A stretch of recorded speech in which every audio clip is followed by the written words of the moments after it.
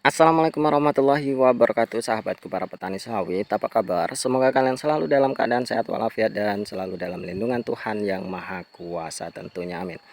Teman-teman, dalam video ini saya akan sharing berapa hektar sih yang harus kita miliki supaya kita itu berada di titik aman sebagai petani. Nah, itu sudah pernah saya singgung juga dalam video yang lain.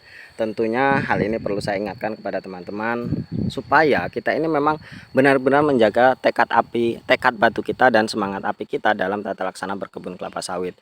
Ya, seperti inilah teman-teman yang ingin saya maksudkan, bahwa kita ini punya tanah. Misalkan kalau memang belum punya tanah, berarti kita harus berjuang dari nol untuk bagaimana caranya kita ini bisa memiliki tanah. Dan tentunya ketika kita memang sudah memiliki tanah, berapapun luasnya, berapapun batang sawitnya, tentu itu harus kita rawat secara betul. Ada yang mengatakan seperti ini teman-teman, ya lebih baik memiliki batang sawit yang sedikit namun dirawat secara betul, nanti hasilnya juga sama ketika dengan tanah yang luas namun tidak dirawat. Dan itu sudah terbukti teman-teman, hal itu sudah terbukti. Banyak orang-orang yang memang hanya memiliki tanah sedikit namun hasil produksi dari kebun sawitnya itu lumayan lumayan banyak teman-teman, lumayan produktif. Ada yang hanya memiliki 100 batang, bahkan ada yang memiliki 80 batang. Itu sudah bisa satu rotasi panen 1 ton. Dan dalam 80 batang itu 2 kali panen berarti sudah mendapatkan 2 ton per hektar. Kalau dengan harga 3.000, maka dalam 1 bulan dia atau si beliau ini mendapatkan 6 juta rupiah. Nah, itu sudah mencukupi teman-teman untuk kehidupan, apalagi kita yang tinggal di pedesaan seperti ini. 6 juta 1 bulan itu sudah sangat-sangat mumpuni sekali untuk kita bisa menabung. Nah, yang ingin saya sampaikan bahwa di sini ketika kita memang sudah memiliki kebun berapapun jumlahnya, kita bagaimana caranya sisihkan untuk menabung, untuk menambah lahan-lahan dan lahan lagi. Itu yang ingin saya sampaikan teman-teman. Saya ingin mensupport teman-teman semuanya supaya bisa sejahtera, bisa memiliki banyak kebun, dan tentunya jangan sampai kita ini terlena dengan apa yang kita miliki. Ya, seperti ini teorinya teman-teman. Anggaplah kita ini akan hidup selamanya ketika memang kita bekerja keras untuk mencapai mimpi-mimpinya. Namun jangan tinggalkan juga ibadah seolah-olah kita itu akan mati besok. Namun ketika kita membicarakan kebun sawit, ya tentunya yang kita harapkan adalah kita memiliki umur yang panjang, memiliki masa depan yang cerah, dan tentunya untuk keluarga kita, untuk keturunan kita, dan untuk anak-anak kita.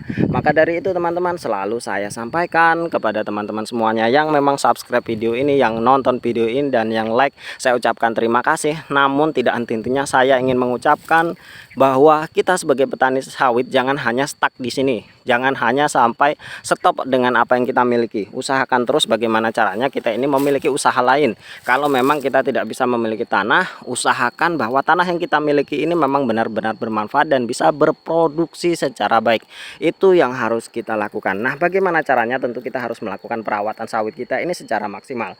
Dan tentunya dari mulai pemilihan benih, penggunaan benih, yang saya maksud penggunaan benih, kemudian masalah pemupukan, kita harus benar-benar perhatikan. Seperti yang sudah saya sampaikan, bahwa kita harus membagi 3 dari penghasilan kita, 30 30 30 itu untuk berapa ya, 30 40 30 itu untuk kebutuhan yang lain-lain, 30 untuk pemupukan, 40 untuk kebutuhan rumah tangga, dan usahakan 30 atau bahkan 20% saja kita tabungkan untuk menambah tanah dan tanah lagi, seperti itu. Kalau memang seperti yang sudah saya sampaikan, kita tidak bisa membeli tanah karena memang tanah di sekitar kita ini memang sudah sulit, ya usahakan tabungan kita ini untuk usaha yang lain, misalkan berdagang, misalkan lagi jasa dan lain sebagainya. Tentu itu akan lebih bermanfaat bagi kita. Nah, teman-teman, yang ingin saya sampaikan di sini benang merahnya adalah bahwa kita harus memiliki tekad batu semangat api dalam menjalani hidup. Jangan hanya stuck di sini saja. Nah, berapa sih space amannya atau tolak ukur kita sebagai petani sawit sehingga kita ini memang benar-benar nyaman menjadi petani sawit? Berapa hektar yang harus kita miliki? Nah, teman-teman yang belum memiliki tanah yang memang seluas yang ingin saya sampaikan, tentunya kalian harus terus berjuang bagaimana caranya kita itu memiliki tanah yang memang nanti bisa mencukupi untuk keluarga kita, untuk anak-anak kita, untuk masa depan seluruh anak cucu kita. Kalau bisa ya kita mewariskan kepada anak cucu kita ini sesuatu yang lebih bermanfaat, seperti itu. Kalau misalkan kita hanya masih memiliki tanah yang sedikit, dan tentu tekad batu semangat api harus kita pertahankan. Nah, teman-teman, kita titik amannya itu menurut saya itu adalah ketika kita memiliki 3 hektar supaya bisa enak membaginya. Nah, seperti ini teman-teman, misalkan ketika kita memiliki tanah 3 hektar. Kita bagi 3, yang 1 hektar untuk biaya pemupukan dari seluruh kebun kita, yang 1 hektar untuk biaya kehidupan, dan yang 1 hektar lagi untuk ditabung. Dan ketika kita sudah memiliki tabungan yang cukup, maka kita bisa menambah lagi, dan menambah lagi. Itu titik amannya. Namun bagaimana kalau kita memiliki kebun yang tidak sampai 3 hektar teman-teman, yang hanya 1 hektar, yang hanya 2 hektar, atau bahkan yang hanya setengah hektar. Seperti yang sudah saya sampaikan tadi teman-teman, bahwa ada orang-orang yang memang memiliki kebun yang sedikit namun dia bisa memanajemennya, menanam sawit yang memang bervarietas baik dengan perawatan yang baik, dilakukan pemupukan. Pengorbanannya itu di awal itu memang benar-benar sangat-sangat ekstra teman-teman. Apalagi sawit-sawit TBM seperti yang punya saya ini, yang memang belum bisa menghasilkan namun masih tetap terus mengeluarkan biaya dalam masalah pemupukan. Ini memang sangat membuat sesak. Memang banyak orang yang mengatakan atau teori yang mengatakan bahwa kita bertani sawit atau berkebun kelapa sawit harus menderita 3 tahun dulu. Itu memang benar. Selama sawit itu di bawah 3 tahun, maka kita belum bisa menyisihkan untuk biaya pemupukan. Bahkan hanya untuk sekedar biaya pemupukan. Apalagi untuk menabung, tentu itu belum bisa. Nah, pengorbanan yang ini harus kita lakukan. Bahkan saya pernah mengatakan bahwa kita kalau memang perlu berhutang terlebih dahulu, ya berhutang. Namun dalam konotasinya seperti ini teman-teman. Kita harus memiliki mindset bahwa kita ini adalah pebisnis. Ya hutang, tapi kita memiliki potensi untuk bisa membayarkan. Bukan saya menyuruh orang berhutang dengan tidak membayarnya. Hutang yang akan kita ambil itu adalah bahwa hutang yang kita ambil itu kita bisa membayarnya dengan kebun yang kita miliki, meskipun kebun itu sedikit. Sesungguhnya teman-teman, menanam kelapa sawit itu tidak begitu besar biayanya kalau kita memang bisa memanajemennya. Misalkan kita hanya memiliki 1 hektar, tentu masalah tebas, masalah pembersihan dan lain sebagainya kita bisa memanajemennya dengan melakukannya sendiri. Kemudian masalah benih, memang kalau memang benih jadi itu mahal, ya kita beli kecambahnya saja yang memang harganya lumayan cukup murah. Mungkin kita hanya memiliki 1 hektar teman-teman, 1 hektar, kemudian kita beli kecambah ya dengan harga 10.000. Tentunya kalau 150 batang ya 1.500.000. Tentu bagaimanapun kita semiskin apa sih kita tidak bisa mengusahakan uang 1.500.000 untuk pembelian benih.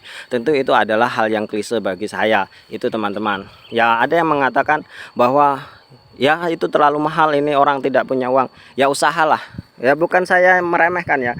Saya pun dulunya tidak punya kebun, saya pun dulunya tidak punya uang, namun ya saya berhutang dengan orang-orang sekitar saya, bahkan berhutang bank dan lain sebagainya, sudah saya ceritakan dalam video yang lain.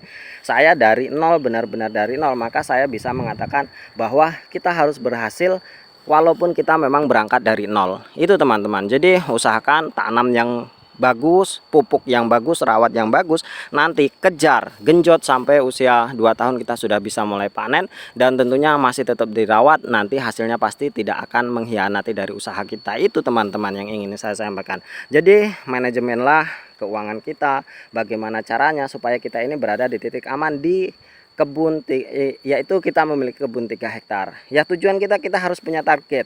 Dalam sekian tahun saya harus punya 3 hektar. Nah bagaimana caranya kalian itu menabung, dan menabung. Sisihkan, jangan terlalu boros. Ya ditahan dulu, ditunda dulu. Apa yang memang tidak perlu kita beli itu ditunda. Kemudian ya bilang dengan orang rumah atau istri kita atau keluarga kita, ya biarlah kita dianggap pelit dulu. Namun nanti ketika memang sudah waktunya kita memiliki uang lebih, pasti kita akan membahagiakan mereka. Itu teman-teman. Mungkin hanya ini teman-teman. Terima kasih atas perhatiannya. Wassalamualaikum warahmatullahi wabarakatuh dan selamat berpuasa.